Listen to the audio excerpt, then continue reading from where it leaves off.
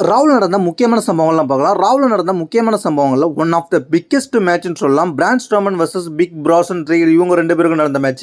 இந்த மேட்ச் வேற லெவலில் இருந்துச்சுன்னு சொல்லலாம். ஏன்னு கேட்டிங்க, 2 பேருமே பெரிய பெரிய ரெஸ்லர், 2 பேருமே பயங்கரமான ரெஸ்லர். இந்த 2 பேருமே ஒருத்தவங்களுக்கு சளைச்சு இல்லாத மாதிரி தான் சண்டை போட்டுக்கிட்டு இருந்தாங்க.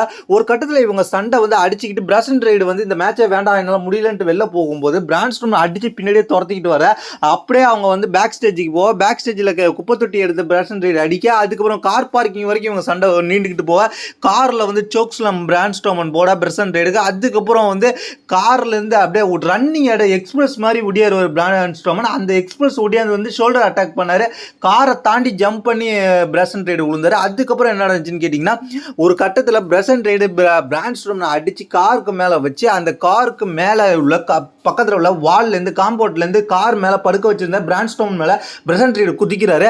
அந்த இடத்துல காரோட கண்ணாடிலாம் சுக்கா நொறுங்குது, காலில் உள்ள எலக்ட்ரிக் பல்ப்லாம் வெடிக்க ஆரம்பிக்குது. இந்த மூமெண்ட் பயங்கரமாக இருந்துச்சு இவங்க 2 பேரோட மேட்ச்சில். அதுக்கப்புறம் என்னாச்சுன்னு கேட்டிங்கன்னா, பிரசன்ட் ரைடு அந்த இடத்துலேருந்து அனுப்பிட்டாங்க. அந்த இடத்துல வந்து செக்யூரிட்டிஸ், அதுக்கப்புறம் வந்து மேனேஜர், ரா மேனேஜர்லாம் வந்து பார்க்குறாங்க. பிரான் ஸ்ட்ரோமனுக்கு கை உடஞ்ச மாதிரி காமிக்கிறாங்க. அதுக்கடுத்து என்ன நடக்க போகுதுன்றதை நம்ம பொறுத்து தான் பார்க்கணும். பிரான் ஸ்ட்ரோமனுக்கு இப்போதைக்கு இன்ஜுரி மாதிரி காமிச்சு ஆம்புலன்ஸில் ரெடி பண்ணிக்கிட்டு இருந்தாங்க பேக் ஸ்டேஜில்.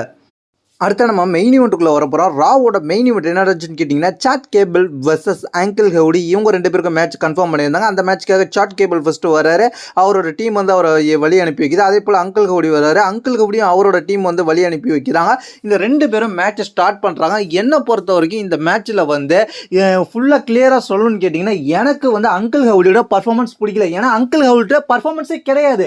முழுக்க இந்த மேட்ச்சில் வந்து நல்ல பர்ஃபார்மன்ஸ் யார் கொடுத்தான்னு கேட்டிங்கன்னா, சாட் கேபிள் இந்த மேட்ச் மட்டும் இல்லாமல் சாட் கேபிள் ஒவ்வொரு மேட்சுமே பர்ஃபார்மன்ஸ் வேற லெவலில் இருக்கு.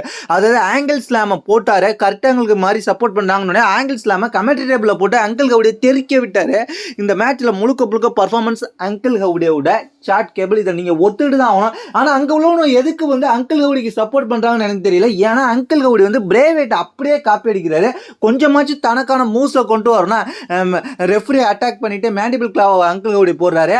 அதாவது எப்படி வந்து ஃபிண்டு கேரக்டரில் பண்ணாரோ, ஃபிண்டு பிரேவேட் பண்ணாரோ அதே போல் பண்ணுறாங்க. அதுக்கப்புறம் வந்து சாட் கேபிள் டீம் கிரெடிபிள்ஸ் வந்து அட்டாக் பண்ண ஆரம்பிச்சிட்டாங்க அங்கிள் ஹவுடி. அதுக்கப்புறம் வந்து வே86 டீம் வந்து ஃபுல்லாக அட்டாக் பண்ண ஆரம்பிச்சிட்டாங்க. இதுக்கு பயன்படுத்திக்கிட்டு அதுக்கப்புறம் என்ன நடக்குன்னு கேட்டிங்கன்னா, அங்கிள் ஹவுடியை உள்ள தள்ளி மேட்சை முடிச்சிடலாம்னு நினச்ச சாட் கேபிளை சிஸ்டர் அபிகேல் போட்டு இந்த மேட்சை வந்து அங்கிள் ஹவுடி முடிச்சிட்டாரு. முழுக்க பிரேவேட் மாதிரியே பண்ணுறாரு. கொஞ்சமாச்சும் அவருக்கும் தனியாக மூவ்ஸ்லாம் கொண்டு வரணும். ஏன்னா பிரேவேட் இறந்துட்டாரு. அவரோட மூவ்ஸை பயன்படுத்திக்கிட்டு இருக்கிறது எனக்கு சுத்தமாக பிடிக்கல. அவரோட பிரதராக இருந்தாலும் அவருக்குன்னு ஒரு தனி ஸ்கில் வேணும். அப்போ தான் பார்க்கறதுக்கு இன்ட்ரெஸ்டாக இருக்கும். இந்த மேட்சை பொறுத்த வரைக்கும் Chad Gable deserve. Chad Gable நல்லாவே பர்ஃபார்மன்ஸ் பண்ணார். என்னை பொறுத்த வரைக்கும் இந்த மேட்ச்சில் வந்து எனக்கு சாட் கேபிள் தான் பர்ஃபார்மன்ஸ் பிடிச்சிருந்துச்சு. உங்களுக்கு இந்த மேட்சை பொறுத்த வரைக்கும் என்ன தோணுதுன்றது கீழே உள்ள கமெண்ட்ஸ் கமெண்ட் பண்ணுங்கள்.